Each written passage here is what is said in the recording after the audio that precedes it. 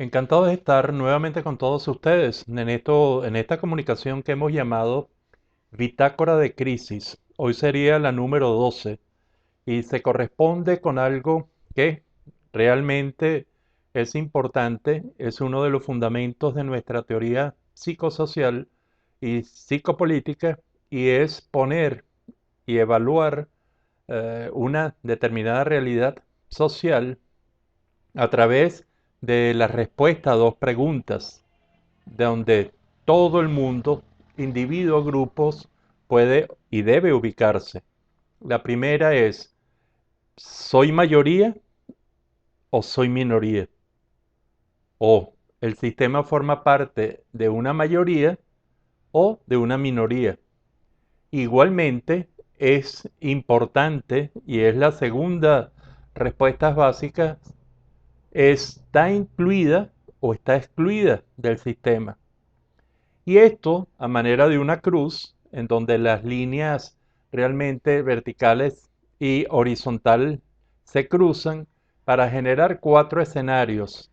Y así nos vamos a ubicar en las cuatro posibilidades de respuesta a esta pregunta, que van a generar realmente muchísimos elementos de análisis.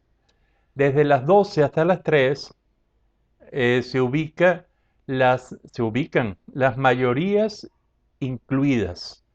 Y la mayoría incluida significa que se está dentro del sistema y que además es mayoría.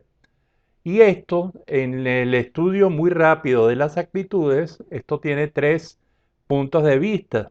Muy importantes diferenciarlos, porque van a ser los que van a generar todas las sutiles o grandes diferencias entre estar ubicado en un cuadrante o en otro. A nivel racional, ¿qué se maneja en una mayoría? ¿La justicia o la verdad? La justicia.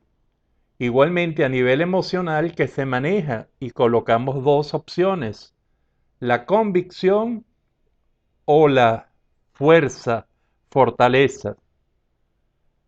Pensamos que es la fuerza, fortaleza más que la convicción. Y a nivel de conducta, ¿qué se hace? ¿Se hacen labores para mantener el sistema y perfeccionarlo o para romperlo? Y entonces nuestra opción es que se hacen opciones para continuar con el sistema y optimizarlo. Entonces, si usted parte y si usted es o usted observa a una mayoría incluida, probablemente trabajará por la justicia, trabajará con la fuerza, fortaleza de su presencia, de ser mayoría, y trabajará para el mantenimiento del sistema. Eso es el primer cuadrante. Si nos vamos al cuadrante entre las 6 y las 9, hablaríamos de lo contrario, hablaríamos de una minoría excluida. Y estas minorías excluidas son los perdedores, entre comillas, son los que están rechazados, los que no pertenecen al sistema y son una gran minoría. Y esta gente o estos sistemas o la gente que está dentro de estos sistemas actúa con los siguientes elementos. A nivel racional, la verdad. La justicia no es para ellos. ¿Por qué? Porque no son mayoría. Y entonces se trabaja con la verdad. El segundo elemento, el elemento emocional, trabajan con la convicción. No es con la fuerza ni fortaleza de sus acciones por ser minoría, sino por la convicción de lo que sale de adentro. Y trabajan, sin duda alguna, para romper el sistema en el cual no están incluidos y son minoría. Entonces es interesante lo que se produce entre estos dos extremos. Por otra parte tenemos el segmento va de 9 a 12, está el segmento de las minorías incluidas. Y estas minorías incluidas son muy interesantes porque son parte de la élite, son parte del real, lo que llamamos en Venezuela los cogollos. Y estos cogollos actúan siendo minorías incluidas como los jefes de las mayorías incluidas. Y realmente entonces trabajan por la verdad en cuanto a la razón, no trabajan por la justicia, trabajan en la parte emocional por la convicción y trabajan entonces, además, por el mantenimiento y optimización del sistema.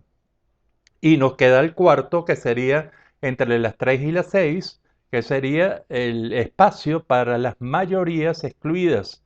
Muy importante este espacio en la actual situación.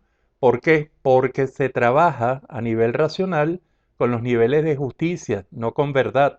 Esto trae esto al nivel del conflicto por justicia. Se deja el antagonismo, se comienzan los conflictos por justicia.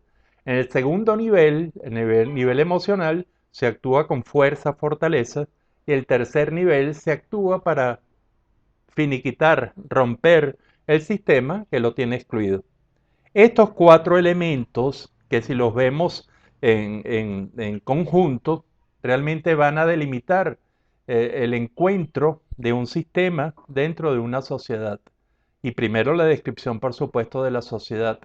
Y entonces nos preguntamos, ¿qué hay en Venezuela ahorita?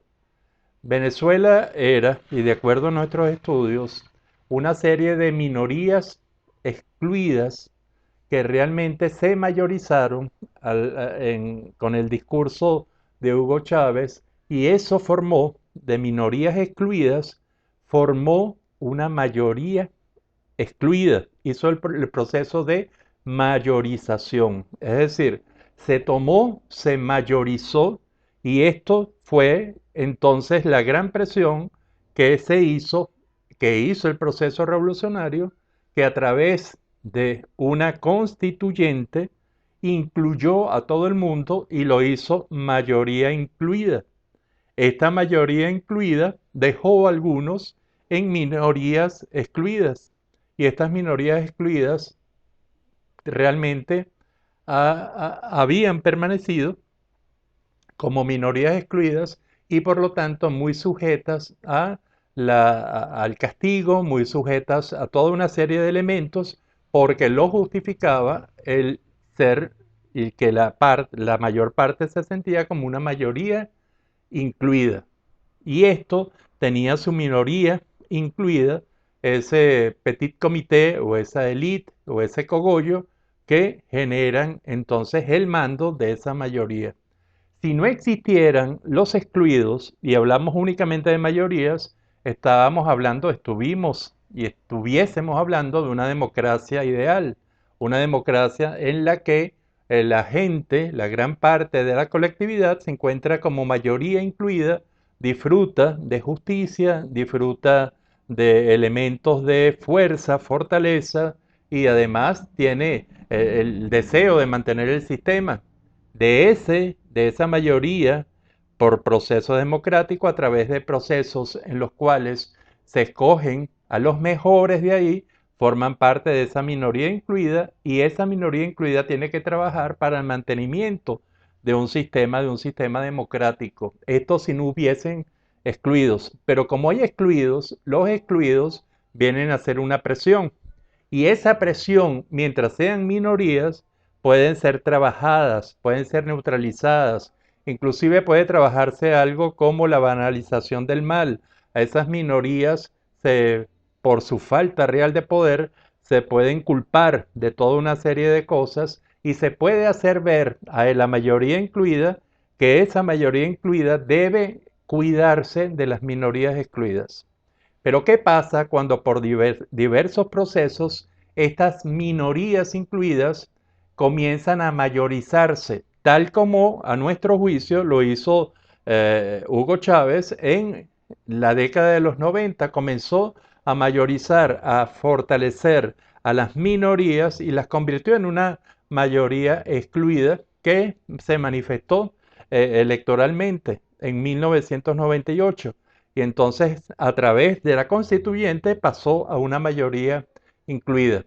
Esto no quedó ahí, y entonces hay, a nuestro juicio, un proceso muy, muy importante que tendríamos que revisar con todas las variables que hemos visto en estas bitácoras de crisis, cuando, por ejemplo, hay una nueva realidad en la que esa mayoría incluida se ha ido como decantando, y mucha gente que estaba y se sentía perteneciente a esa mayoría incluida ha ido y se ha ido dirigiendo a ser mayoría excluida, no a minorías excluidas, sino a mayoría excluida, y al hacer esto, entonces, y al, por otra parte, mayorizarse, es decir, con un proceso de liderazgo que es muy, pero muy interesante analizar, y lo hago desde el punto de vista, siempre recuerdo de mi actitud ideológica de ser renovador, conviviente y práctico.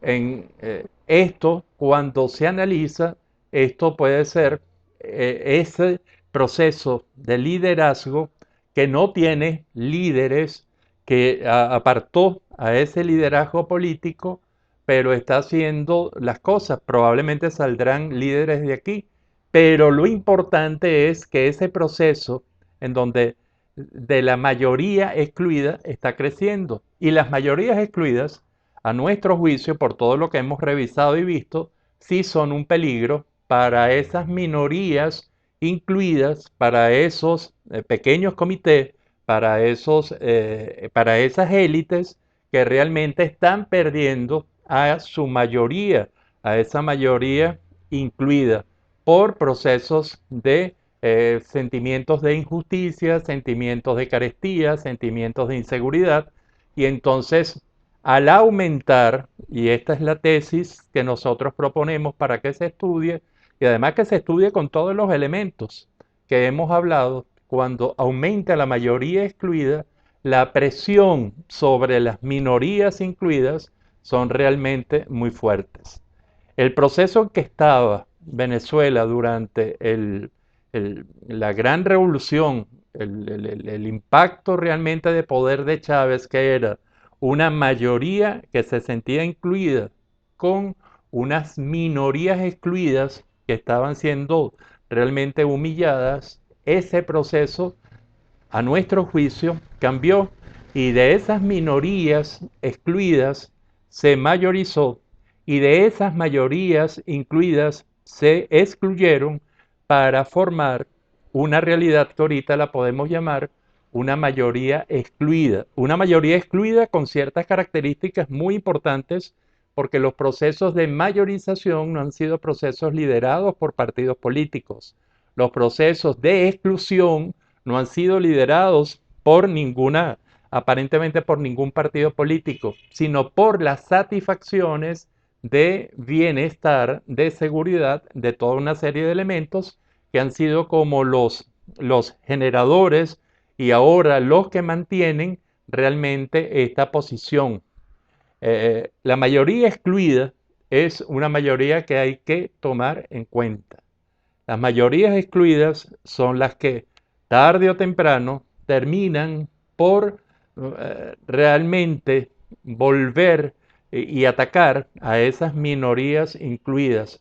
Y en especial cuando estas minorías incluidas no comprenden, no dialogan, no entienden cómo hacer un nuevo proceso, que sería el proceso ideal, que se estudiara las mayorías excluidas, y esas mayorías excluidas se trataran de incluir nuevamente, trabajando poco con la utilización, que es una tendencia de cualquier poder, de que el opositor o lo que no está de acuerdo contra mí sean minorías excluidas, los típicos escuálidos del lenguaje de Chávez. Cuando nosotros vemos así, entonces podemos entender cómo diferentes elementos de esta dinámica tan rica, tan compleja, de tantas variables, de tantas contingencias, pueden hacer efecto día a día. Y por eso hoy hablamos de, en esta bitácora de crisis, de contestar esta pregunta. Para usted, Venezuela, ¿dónde está ahorita? Y el venezolano está conformado ¿por qué? ¿Por una mayoría incluida? ¿Por una mayoría excluida que se confronta a una minoría incluida? ¿Por unas minorías excluidas que se están enfrentando a unas minorías incluidas? Todo esto es muy interesante, muy importante, y les recuerdo que trato de hacer esto con la mayor objetividad de hombre renovador ante los cambios, de hombre conviviente en donde el yo personal, individual es importante, pero el yo de los demás también lo es. Y termino con una parte muy práctica, buscando soluciones a los grandes problemas, no agravándolos más ni con posiciones pragmáticas ni con posicionamientos dogmáticos. Y que para eso hay que tener realmente unos valores morales y éticos, por lo menos, muy claros. Esta es la bitácora de poder número 12. Nos veremos pronto.